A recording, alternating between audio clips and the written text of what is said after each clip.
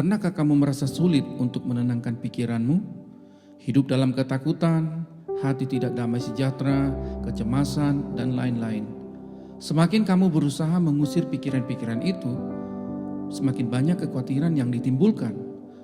Mungkin kamu sudah mencoba berbagai macam cara agar lepas dari semuanya itu. Mulai dari membaca buku, menonton film, jalan-jalan, makan, dan lain sebagainya. Tapi tak kunjung berhasil. Malah lama setelah itu rasa lelah secara mental dan fisik pun mulai datang. Jika kamu mengalami hal seperti ini dan ingin lepas dari masalah-masalah itu, tonton terus video ini dan temukan jawabannya di sini. Oke? Nah, mari kita belajar dari 7 perkataan firman, terutama untuk orang yang takut dan cemas. Yang pertama, di dalam Matius 8 ayat yang ke-26, Ia berkata kepada mereka, "Mengapa kamu takut, kamu yang kurang percaya?" Lalu bangunlah Yesus menghardit angin dan danau itu, maka danau itu menjadi teduh sekali. Suatu hari saya pernah mengalami penyakit asam lambung.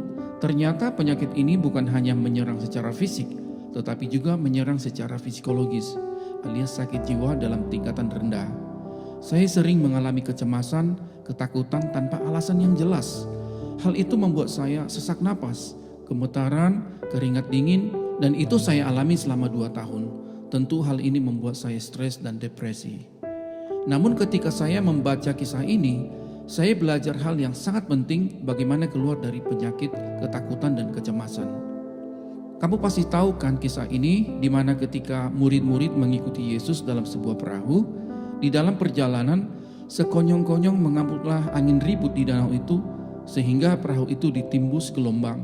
Maka datanglah murid-muridnya membangunkan dia, katanya, "Tuhan, tolonglah kita binasa." Ia berkata kepada mereka, "Mengapa kamu begitu takut? Mengapa kamu tidak percaya?" Lalu bangunlah Yesus menghardit angin dan danau itu, maka danau itu menjadi teduh sekali. Di sini ada pertanyaan penting khusus kepada murid-murid Yesus. Dia berkata, "Mengapa kamu takut? Kamu yang kurang percaya." Ya memang kalau kita berpikir secara logis wajar mereka ketakutan karena bahaya itu di depan mata mereka. Tapi di sisi lain Yesus sedang memperbaiki mental dan iman mereka, yaitu ketakutan dan ketidakpercayaan. Sebenarnya Yesus tidak perlu mereka bangunkan untuk menenangkan badai itu. Sebab apa? Sebab Tuhan Yesus telah memberikan kuasa dan otoritas kepada mereka untuk menenangkan badai.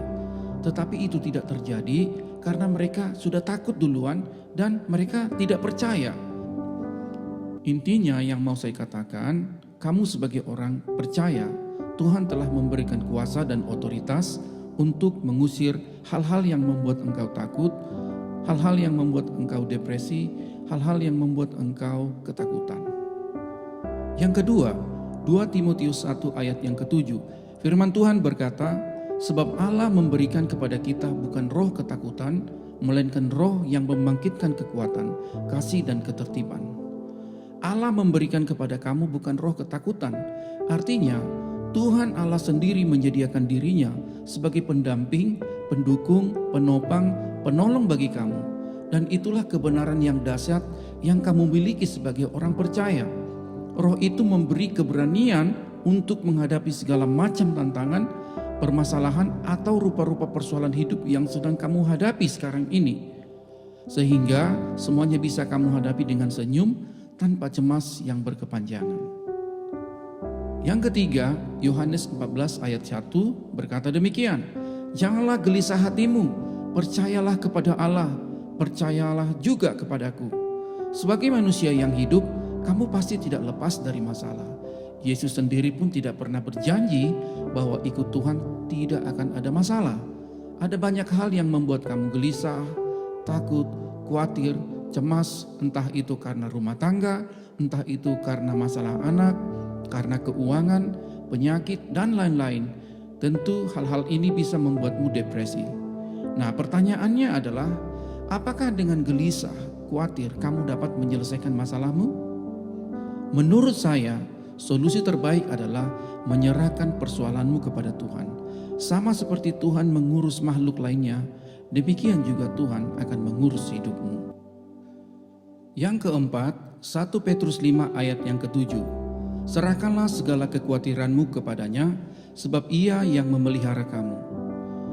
Jika selama ini kamu bersikap sombong, terutama ketika kamu menghadapi persoalan yang mengkhawatirkan kamu lebih condong mengandalkan kekuatanmu sendiri, pengalamanmu sendiri, dan logika sendiri. Tetapi di sini Petrus mengajar kamu agar kamu rendah hati, mau melepaskan kepercayaanmu yang lama, yaitu dirimu sendiri, dan menaruh kepercayaan yang baru kepada Tuhan, agar menyerahkan segala kekhawatiranmu kepadanya, sebab Tuhan berjanji ia akan memelihara kamu. Yang kelima, dari Mazmur 94 ayat yang ke-19. Apabila bertambah banyak pikiran dalam batinku, penghiburanmu menyenangkan jiwaku. Pernahkah kamu mengalami pikiran yang sibuk? Pikiran yang sibuk sebenarnya dapat menipu, yang akan menimbulkan kecemasan, kekhawatiran, dan akhirnya depresi, sulit tidur, dan tidak ada damai sejahtera. Pikiran yang sibuk diibaratkan seperti benda berat yang tergantung di leher kamu. Beban berat itu bisa datang dari hutang yang belum lunas, sakit hati, sakit penyakit, dan masih banyak hal lainnya. Jadi apa yang harus kamu lakukan agar beban berat itu terlepas? Yang harus kamu lakukan adalah istirahat. Maksudnya istirahat di dalam Tuhan. Dalam arti kata, matikan semua suara-suara negatif, suara-suara yang sibuk, pikiran-pikiran yang sibuk, dan bangun waktu pribadi dengan Tuhan. Maksudnya, izinkan Tuhan melayanimu, izinkan Tuhan memulihkanmu, izinkan Tuhan mengubah pikiranmu, izinkan Tuhan memulihkan mentalmu. Yang keenam, dari Matius 6 ayat 34. Sebab itu janganlah kamu khawatir akan hari besok, karena hari besok mempunyai kesusahannya sendiri. Kesusahan sehari cukuplah untuk sehari. Saat kamu khawatir, sebenarnya kamu sedang memandang sesuatu dari sudut pandang yang negatif. Semakin sering kamu memikirkan atau membayangkan kekhawatiranmu, maka akan semakin nyata kekhawatiran itu di dalam pikiranmu. Padahal hal-hal tersebut sama sekali belum terjadi dan kemungkinan tidak akan pernah terjadi. Ingatlah, masalah itu hanya sementara, bukan permanen. Kalau hari ini kamu bermasalah dengan keuangan, bukan berarti kamu akan seperti itu terus-menerus. Banyak orang mengira bahwa masalah hari ini akan terus ada sampai besok. Ya, sebenarnya tergantung cara kita menangani masalah itu. Tapi jika kita terus membiarkan diri kita khawatir, masalah itu akan terus mengganggu kita. Namun, jika kita memilih percaya dan menyerahkan kepada Tuhan, kita pasti akan menemukan jalan keluar. Yang ketujuh, Filipi 4 ayat yang ke-6. Janganlah hendaknya kamu khawatir tentang apapun juga, tetapi nyatakanlah dalam segala hal keinginanmu kepada Allah dalam doa dan permohonan dengan ucapan syukur. Perkataan janganlah kamu khawatir adalah sebuah perintah. Nah, kalau seandainya kamu ada masalah atau ada pergumulan, yang harus kamu lakukan adalah segera komunikasikan masalah-masalahmu itu kepada Tuhan melalui doa-doa. Karena sebenarnya Tuhan sudah mengetahui segala keperluanmu, segala masalahmu sebelum kamu meminta kepadanya. Dan Tuhan kita adalah Tuhan yang baik, Dia menjawab doa. Oke, demikian yang boleh saya bagikan hari ini. Terima kasih, Tuhan memberkati.